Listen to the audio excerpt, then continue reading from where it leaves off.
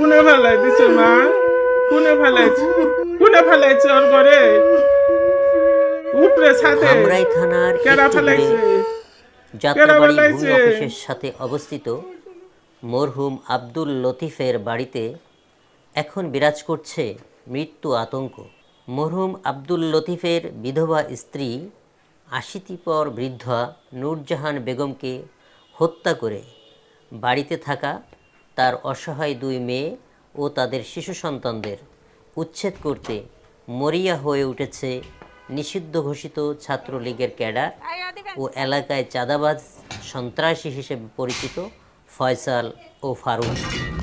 আমাদের হাতে আসা ভিডিও ফুটেজে দেখা যাচ্ছে সন্ত্রাসী ফয়সালের নেতৃত্বে আজ তাদের মা এবং বোনদের উপরে অমানবিক নির্যাতন চালানো হয়।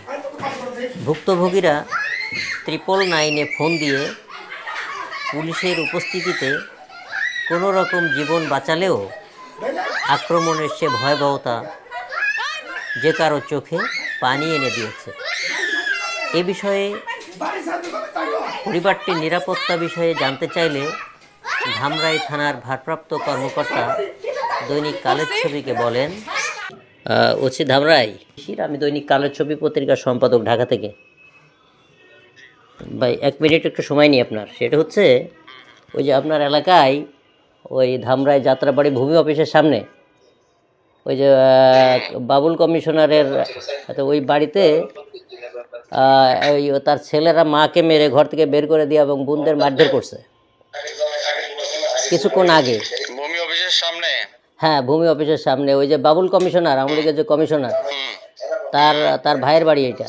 এখন তার ছেলেরা তার মাকে এবং বোনদেরকে মেরে ঘর থেকে বের করে দেওয়ার চেষ্টা করছে। 999 থেকে ফোন দিয়ে পুলিশ যে বোধহয় মাকে উদ্ধার করছে, আমাদের কাছে যে খবর। তো এইটা হচ্ছে যে এই আপনার অবগতির জন্য একটু জানাই, এই বিষয়টা অনেক আগের। হ্যাঁ, ওদের পারিবারিক সম্পদ নিয়ে গোলমাল আছে। তো বিগত ওসি, আপনার আগে যে ওসি ছিলেন, ওনা একবার মারামারি হয়েছিল। ওরা ওই থানায় গেছিল হাসপাতালে স্লিপ টিলিপ নিয়ে, তখনও কিন্তু এটার ওরা মামলা নেয় নাই থানা। এরপরে এসপি অফিসের মাধ্যমে একটা তদন্ত হয়েছিল। সেই তদন্ত রিপোর্ট সম্পর্কে আপনি কিছু জানেন কিনা জানি না। তো সেই তদন্ত জন্য তারা অপেক্ষা করতেছিল, ঠিক আছে।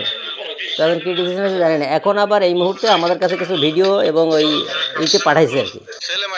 ছেলে মাইরে মাকে মাইরে ফেলতে গেছে, তখন 999 ফোন দিয়ে আমি ভিডিওটা পাঠাচ্ছি আপনাকে, ওরা যেটা আমাকে পাঠাইছে। এবং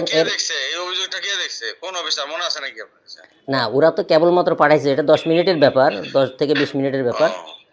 তো আপনি যদি একটু আসতে বলেন, থানার দিকে আসতে বলেন, আমি শুনি। আমি তো আর জানি না। জি জি প্লিজ। হ্যাঁ, ওনার মা আসুক, ওনার মা আমার কাছে আসুক, বিস্তারিত বলুক। হ্যাঁ হ্যাঁ যাবে। মা তার ছেলের বিরুদ্ধে কি অভিযোগ দিতে চায়। জি। স্পটে থাকা ধামরাই থানা পুলিশের এসআই ফারুক হোসেন দৈনিক কালের ছবিকে টেলিফোনে বলেন, ওই যে দরজা লাগাই দিছে, তালা মারা দিছে, ও তালা ভাঙতেছে। আচ্ছা, একজনে ঢুকবে জোর করে থাকবে, আরেকজনে থাকতে দেবে না। হ্যাঁ হ্যাঁ জি, এখন একটা কথা আছে না, বেড়ায় যদি বাগান খা তাহলে কিন্তু বাগান টিকে না। Right right. আমি আমার যেটুক করার, ওই যে তালাই করা ছিল আমরা ভাঙে দিলাম, ওরা থানায় যাবে, অভিযোগ দেখ, ওসি স্যার যেটা সিদ্ধান্ত নেয়, কিন্তু জি, ওরা জি, জি। আরো বুঝা দেখুক, যেটা ভালো হয় জি সেটাই জি, করবে। না আমার এই বিষয়ে কোনো জি জি প্লিজ। মন্তব্য নাই। ৮০ বৃদ্ধা নূরজাহান বেগম কান্না জড়িত কণ্ঠে কথা বলতে চেয়েও গণমাধ্যমের সাথে কোনো কথা বলতে পারেননি।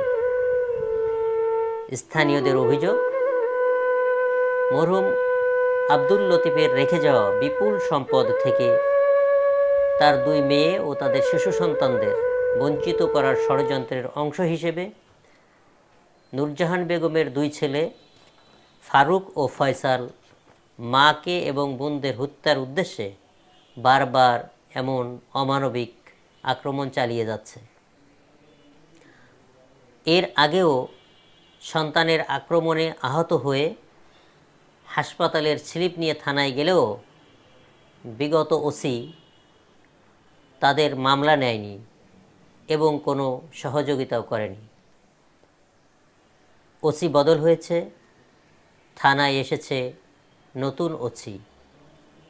দিন বদলের এই ধারাবাহিকতায় অসহায় এ পরিবারটির জীবন রক্ষা পাবে, নাকি আগামী দিনে গণমাধ্যমকে সন্তানের হাতে মা বোনদের হত্যার শিরোনাম লিখতে হবে, সেটি এখন দেখার বিষয়।